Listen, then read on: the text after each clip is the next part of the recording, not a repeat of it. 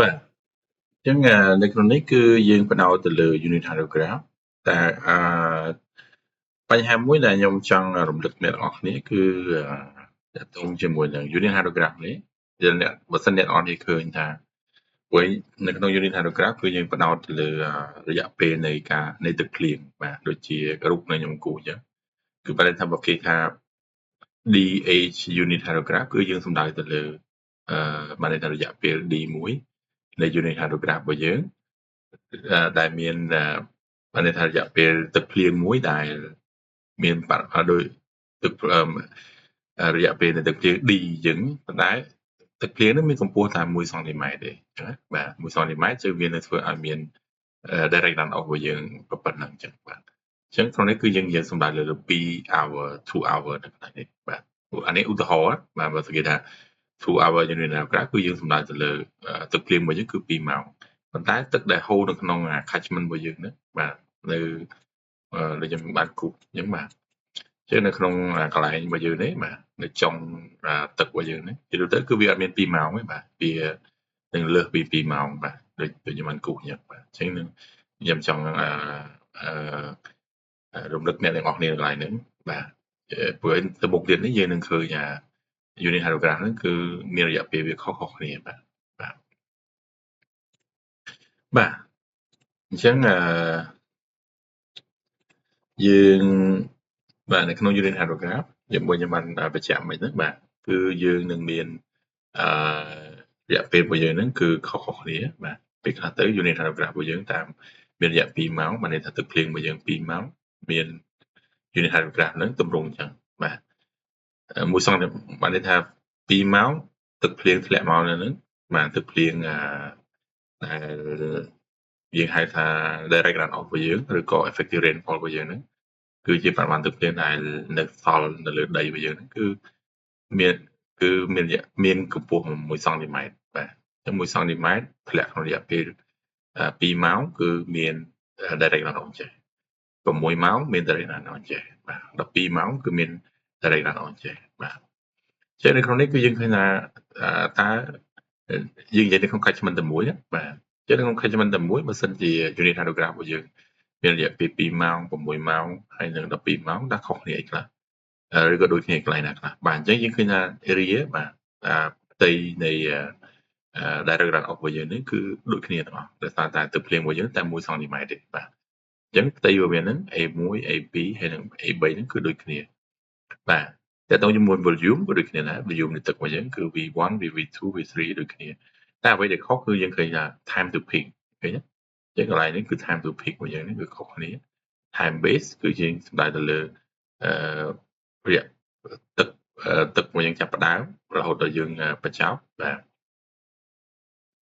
time base របស់យើងនេះគឺខុសគ្នាយើងឃើញថាខុសគ្នាវាខុសគ្នាណាបាទអញ្ចឹងរយៈពេលកាន់តែច្រើនបាទកម្ពស់ទឹក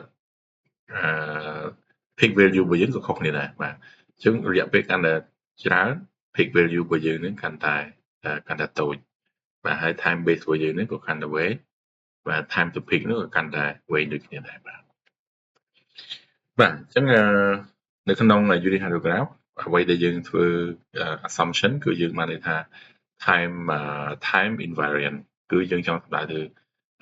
ទឹកភ្លៀងរបស់យើងដែលយើងនិយាយមិញអញ្ចឹងគឺទឹកភ្លៀងរបស់យើង1សង់ទីម៉ែត្រហ្នឹងបាទដូចថាទឹកភ្លៀង1សង់ទីម៉ែត្រធ្លាក់ក្នុងរយៈពេល2ម៉ោងហើយវាធ្វើឲ្យមាន unit hieroglyph របស់យើងទម្រង់អញ្ចឹងនៅក្នុង catchment របស់យើងគឺថ្ងៃនេះធ្លាក់2ម៉ោងបាន1សង់ទីម៉ែត្រគឺមានdirect runoff ចេះថ្ងៃស្អែកឡើងធ្លាក់2ម៉ោងក៏មានអញ្ចឹងដែរខាងស្អែកក៏មានធ្លាក់មកទៀតក៏ដូចក៏ឲ្យរយៈពេល2ម៉ោងក៏ដូចទៅគ្នាដែរបាទអញ្ចឹងយើងហៅថា time variant មួយទៀតគឺ linear response អញ្ចឹង linear response នេះគឺយើងប្រើ principle of proportionality គឺយើងសំដៅទៅថា UH របស់យើងនេះបាទន័យថា unit hieroglyph បើយើងមាន unit hieroglyph ordinate នេះគឺយើងសំដៅទៅលើបាទនេះចំណុចមួយហ្នឹងបាទចំណុចមួយហ្នឹងគឺយើងហៅថា ordinate បើសិនជានៅក្នុង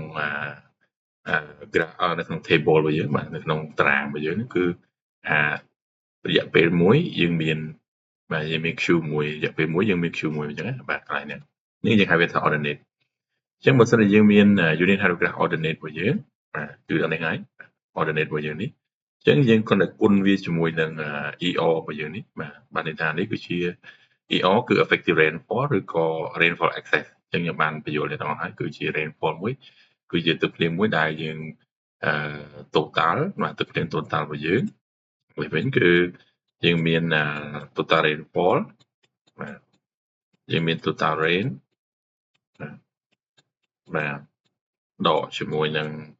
fee index របស់យើងមិនចឹងបាទយើងនៅចាំឯ fee index គឺយើងសំដៅទៅលើបរិមាណទឹកដែលជ្រាបចូលទៅក្នុងដីមិនចឹង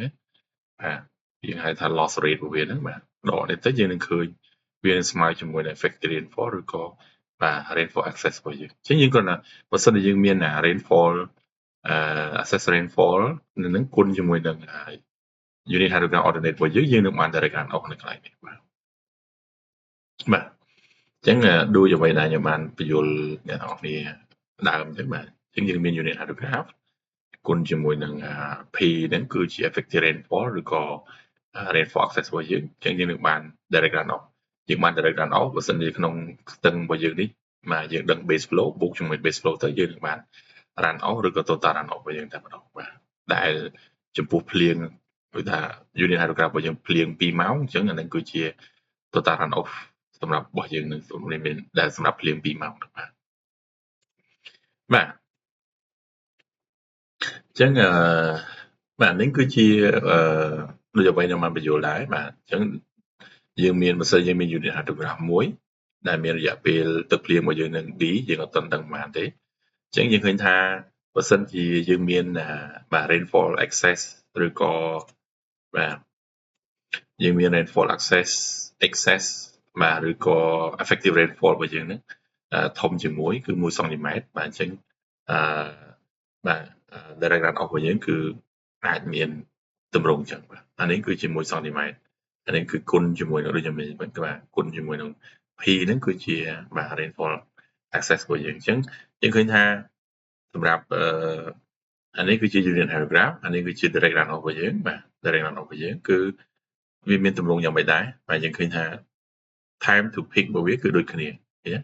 time to peak វានៅកន្លែងនេះពីចាប់ផ្ដើមរហូតដល់ time to peak រហូតដល់ឡើងទៅលើដល់ចំណុចកំពូលរបស់យើងហ្នឹងគឺស្មើគ្នា time to peak time base remain the same អញ្ចឹង time to peak ហើយនិង time base របស់វាហ្នឹងគឺដូចគ្នាបាទពីរនេះបាទអ្វីដែលខុសគ្នាគឺ ordinate and peak value change អញ្ចឹងយើងឃើញថាកន្លែងនៅក្នុង unit hydrograph របស់យើងគុណជាមួយនឹង P ហ្នឹងមកយើងឃើញថានេះ ordinate នេះខុសគ្នាបាទហើយនឹងមួយទៀតគឺ peak របស់វានឹងខុសគ្នាបាទអញ្ចឹងយើងឃើញថាអានេះគឺសម្រាប់ P មិញបាទមិញគឺ P ធំជាង1បាទឥឡូវនេះ P ធំជាងតូចជាង1វិញម្ដងបាទបើសិនជា P នឹងតូចជាង1យើងឃើញថាគឺបាទ Q របស់យើងនឹងអាច direct runoff របស់យើងនឹងអាចទាបជាង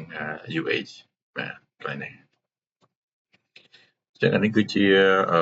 បាទអានេះគឺជាឧទាហរណ៍មួយបាទដែលយើងឃើញថាបាទឥ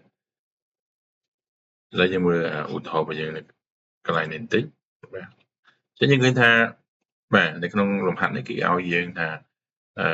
បើសិនជាយើងមាន unit hydrograph មួយនៅក្នុង catchment មួយដែលមានរយៈពេល6ម៉ោងអញ្ចឹងដូចមកយើងបានបញ្យល់អញ្ចឹងគឺភ្លៀងនៅក្នុងរយៈពេល6ម៉ោងវាផ្ដល់ឲ្យជា unit hydrograph ដូចនេះបាទនៅក្នុងតារាងនេះអានឹងក្នុងតារាងយើងប្រើពាក្យថា ordinate ហ្នឹងគឺហ្នឹងហើយវាសំដៅទៅលើពេលមួយបាទតម្លៃនៃ direct runoff នៅក្នុងដែលជា unit hydrograph របស់យើងមួយបាទអាហ្នឹងមកកឡោនហ្នឹងឬក៏បើយើងដាក់ប្រឈោគឺ row បាទ1 row ហ្នឹងគឺជាយើងហៅថា ordinate បាទអញ្ចឹងនៅក្នុង6ម៉ោងភ្លៀង6ម៉ោងដែលមានដូចខ្ញុំនិយាយអញ្ចឹង unit hydrograph គឺបានទៅវាមានទឹកភ្លៀង rainfall excess របស់យើងគឺ1សង់ទីម៉ែត្រគឺវាឲ្យបាទ direct runoff យើងដូចក្នុងតារាងនេះអញ្ចឹងបើយើងគូ graph គឺអញ្ចឹងបាទឃើញបើយើងគូ graph គឺវាដូចទម្រង់អញ្ចឹងបាទយើង1សង់ទីម៉ែត្រភ្លៀងធ្លាក់1សង់ទីម៉ែត្រក្នុងរយៈពេល6ម៉ោងគឺយើងឲ្យ graph អញ្ចឹងជាមួយគេឲ្យរកអីគេបាទ calculate the ordinate of the direct runoff due to rainfall excess 3.5 សង់ទីម៉ែត្រ occurring in 6 ម៉ោងអញ្ចឹងអ្នកនរគ្នាត្រូវចាប់អារម្មណ៍ពាក្យហ្នឹងដោយសារតែយើងក្នុង unit paragraph របស់យើង6ម៉ោងអញ្ចឹងទឹកភ្លៀងរបស់យើងនឹងត្រូវតែ6ម៉ោងដូចគ្នាដែរបាទអត់អាច unit paragraph 6ម៉ោងតាមទឹកភ្លៀងយកមក2ម៉ោងឬក៏ទឹកភ្លៀងយកតែ1ម៉ោងយក1ម៉ោងមកប្រើឲ្យគុណចូលដែលយើងដូចខ្ញុំបានបញ្ជាក់នៅក្នុងរូបមុនហ្នឹងគឺគុណចូលអញ្ចឹងអត់បានទេគឺអត់ត្រូវទេបាទអញ្ចឹងយើងត្រូវតែធ្វើយ៉ាងម៉េចឲ្យបាន6ម៉ោងដូចគ្នាបានឲ្យយើងអាចស៊ីសងជាមួយគ្នាបានអញ្ចឹងក្នុងនេះដោយសារវា6ម៉ោងជាងយើងអាចស៊ីសងគ្នាបានបាទអញ្ចឹងយើងឃើញថា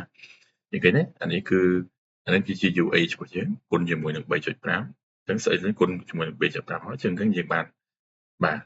នdirect runoff ជាងអញ្ចឹងដូចខ្ញុំបញ្ជាក់អញ្ចឹងគឺបើសិនយើងមានក្នុងស្ទឹងរបស់យើងនេះយើងមាន base flow អញ្ចឹងគាត់បូកជាមួយនឹង base flow ទៅយើងនឹងបាន total runoff ឬក៏ runoff hydrograph របស់យើងចាប់ម្ដងបាទអញ្ចឹងនេះគឺជាការប្រៀបធៀបរវាងunit hydrograph 6ម៉ោងជាមួយនឹងdirect runoff 6ម៉ោងដូចគ្នាដែរបាទ